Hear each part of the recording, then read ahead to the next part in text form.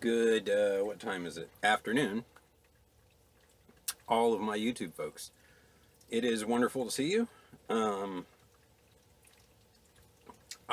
you notice I'm just going with like a little guerrilla filmmaking today. I'm not even using my headset. So, uh, partially because it's in the other room over there and my notebook was right here. Uh, I just wanted to kind of talk to you guys a little bit about how things went after my fast. I fasted for 4.5 days.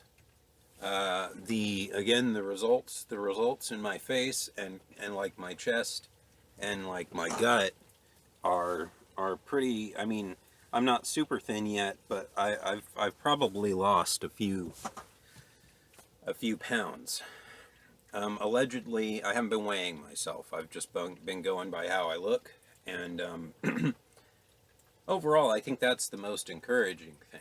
You know, I think that you shouldn't be so uber concerned with meeting a weight goal sometimes. I mean, that's a very noble and good goal, but a lot of people who do that just kind of wind up disappointed, and really, they've done well, they look good. So I think that you should probably just concentrate on looking good more than like losing a specific number of pounds. Unless, of course, your doctor's like, hey, you need to lose like 200 pounds or whatever. Uh, but I just wanted to tell you guys what it's been like going back on food. And it it's been kind of interesting because I find after the fast I just wasn't as hungry. It's like my body and brain kind of came to the realization like, oh, we don't need as much food.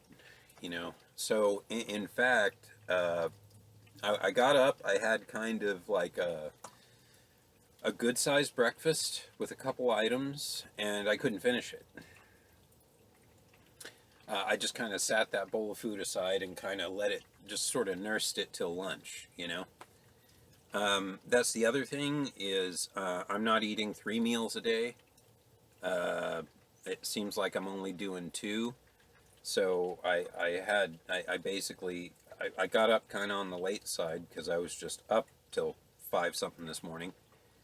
And so I didn't eat breakfast. I just had lunch. I'm having roughly 2 servings of beans and rice. It's roughly 600-ish to, 900-ish calories, right? So at the most, like eating a couple bowls of that a day, I'm getting 12 to 1800 calories, which is still generally kind of just below what you need to find. Like they say that you need every day, right? And let's see. Well, so there's that. I just haven't gone back to eating as many calories or as many meals. Still having coffee, but rather than putting creamer in it until I can stand now, I literally put what the serving size says on the container, a tablespoon. Most people don't realize that when you put cream in your coffee, you're probably putting like 6, 12 servings in there. You know what I mean? A lot of people, I've seen people put like a cup, a half and a half in their coffee. I worked with this African American fellow at the first retail location I worked at. Awesome dude, but he would get 9 creams in his McDonald's coffee. Like, can you imagine that? nine creams and 8 sugars, I think. And like the employee, like the same employee would generally slide it to him and go, "Here's your cream with coffee," because like that's mostly what was in the thing. And this guy was not in particularly good shape. You know, uh, they say there are serving sizes for a reason. You know what I mean? And I think just went with you know, one serving, most of the time you'd be okay. Technically, one serving of beans and rice is a cup of beans and rice, because you're supposed to have like a couple other things with that, right? If you're not going to, you can probably go a serving and a half, 2 servings, right? If you're using black beans, that's another thing I found out recently. You can't really easily buy black beans in bulk like you can pintos, but they carry less caloric intake than, you know, if you did 2 servings of black beans and rice with everything I described in it, you'd probably be looking at like 600-700 calories in the day. So so my attitude about eating kind of changed during this thing. I kind of realized, hey, I'm not going to starve to death, right? And I just have been a little better about not stuffing my face, and I think that's pretty good, because I've tended to, rather than using things like illicit narcotics or alcohol, I did have an alcohol problem for a while, so I try and stay away from alcohol. I might have 1 or 2 drinks a year. I might have a drink on Christmas, and I might have a drink on my birthday. If I do that, I usually do that around my father, so he can monitor my drinking. I just, you know, try and stay away from the stuff. But rather than using alcohol or illicit narcotics, I've tended to use food to cope a lot in my life. And this is kind of, at least for the moment, done something for me there.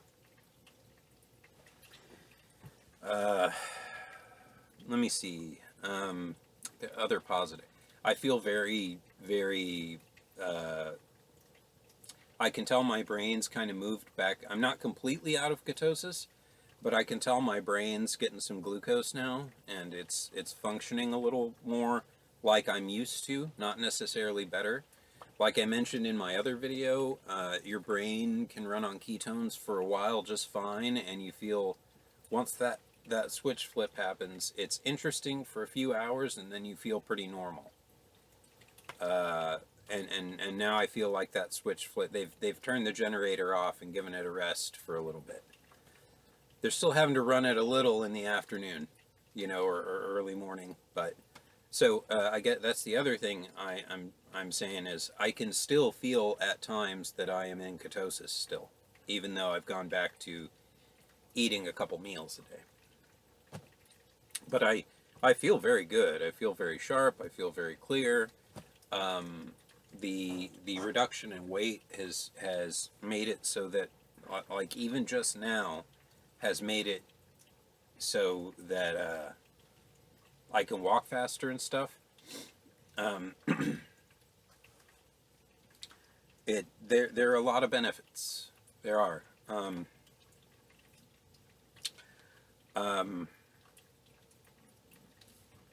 I'm trying to think and see if there are any negatives.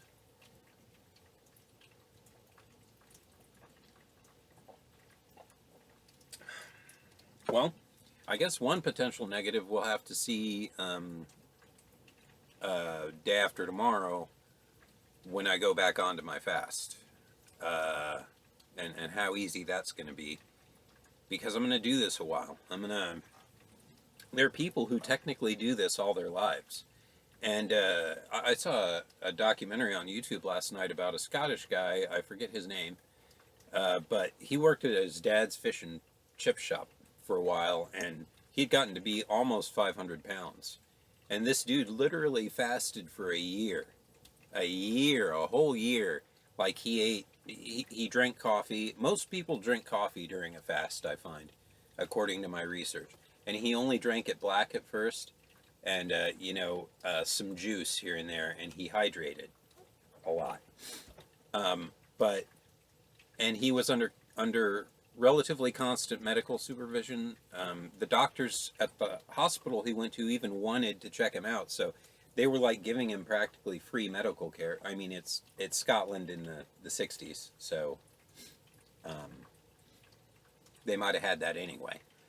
I don't know how their medical system worked back then, but he had to get some supplements here and there, and he even started to lose a little bone calcium that had gotten nasty in his urine and stuff. So he got all the way from 500 pounds to 180, man. I mean, that was pretty impressive, right? Over a year. It just took a year, but and you might say, well, how did we know he was really doing it? Well, I mean, they had him under, again, like weekly medical observation. Sometimes he would stay at the hospital overnight so they could observe, like, if he was burning anything in his sleep and stuff. And they were like almost 100% sure he wasn't eating. Now, at some point when he had noticed that he'd really started to lose weight, well, it kind of got a little bit more difficult, and he started adding like cream to his coffee and a tiny bit of sugar. But you know, he was still in ketosis, even doing that. So it's like if you do it properly, you can there are people who claim I can't remember these people. It starts with a P. The Parthens, I think. Parthens, I think. They claim they don't eat at all. They just sun gaze. I mean, I think that's complete crap. But that's their claim. So I guess what I'm saying is if you're really heavy, okay, and exercise is painful. I mean, I have early onset arthritis. Most of my joints hurt, and they have for a long time. By the time my great grandmother, I guess I've inherited her genetic palette some. But by the time I remember my great grandmother,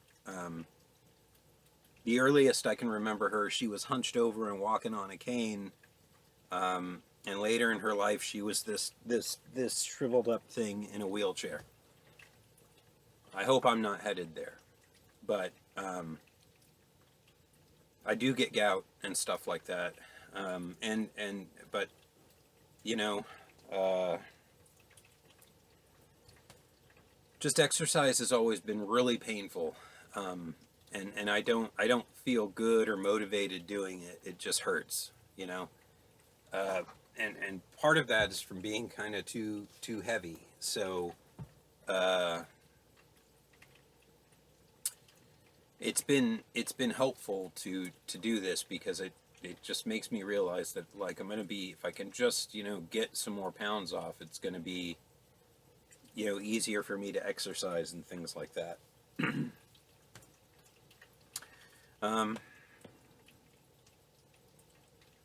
So yeah, so far things are. I mean, I guess would I recommend doing? Yes, I'd recommend doing this. Just figure out a fasting schedule that's going to work for you. And you can maybe start small at first, but just do realize that it does take some time to get your body into ketosis. It'll probably happen in the same day you've quit eating. Probably by that evening, that afternoon, or that night, you'll probably feel yourself starting to enter ketosis, right? Kind of another gauge on that is like if your stomach's all growly and like you're getting like a little headache and stuff like that. That like once that stops on its own, you've probably entered ketosis. So, you need to you can't exactly stay in ketosis long term. The guy who did this a year, like I said, he had to get like supplements and stuff to make sure his kidneys weren't going to fry and things like that. And again, your brain needs glucose at least a little bit, so it can't run on ketones forever. So there are some things you need to sort of figure out, but you might just try it for like a couple of days, a week, or there's a plan where you do it 1 week a month, but it's the whole week. I mean, like literally, you don't eat more than say 500 or 600 calories a day for the whole week, and some people don't eat anything but water, don't have anything but water and electrolytes that whole week. Mahatma Gandhi, his longest fast was something like 21 days, which is a long time for a fast for most people.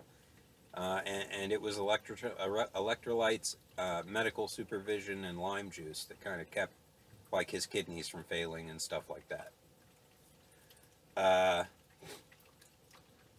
But even though it hasn't been the easiest thing in the world, and there have certainly been some times where I've been hungry, like I said, chewing a stick of gum tends to kind of alleviate that some. You could go have a tablespoon of half and half if you want. Like, really the thing is to just sort of get your stomach working and get your brain thinking that, you know, you're eating. Like, it's going to get some calories, but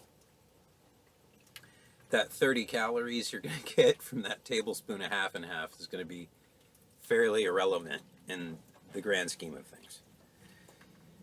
I probably have some more to mention here. Feel free to ask me whatever you like in the comments. Again, I am not a medical professional, so you know, potentially taking my advice could kill you, I guess. Just be careful with it. I don't think it will, because I'm still here, and like I said, there are really huge people who have fasted like a year. Then again, there are people who have fasted for like a week and died because they have just really chronic health conditions. So again, if you feel like you have like a really bad like health condition that could affect you in this, just talk to like a medical professional.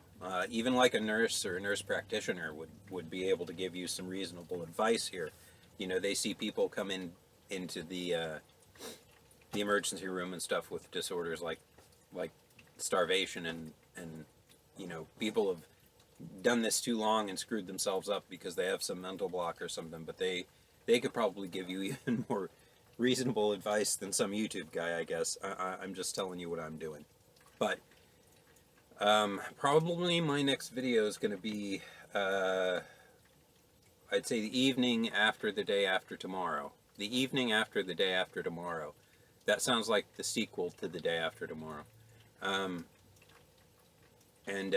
I'll let you know how going back on the fast is feeling. I suspect it's going to be harder. I have a feeling it's going to be harder this second time. Partially because the first time was like a novelty for my body. This time it knows what it's going to get, right? And it might protest a little bit more. But I think that I'll probably come to you from the afternoon of that fast, or something like that. So that's if I can get it recorded, get to the library, and get it up. I'm also going to probably make a YouTube post on my channel today, just to keep everybody informed of the job situation. Okay. Getting a little lightheaded. I think it's getting too hot in here. I gotta turn the heater off. It is currently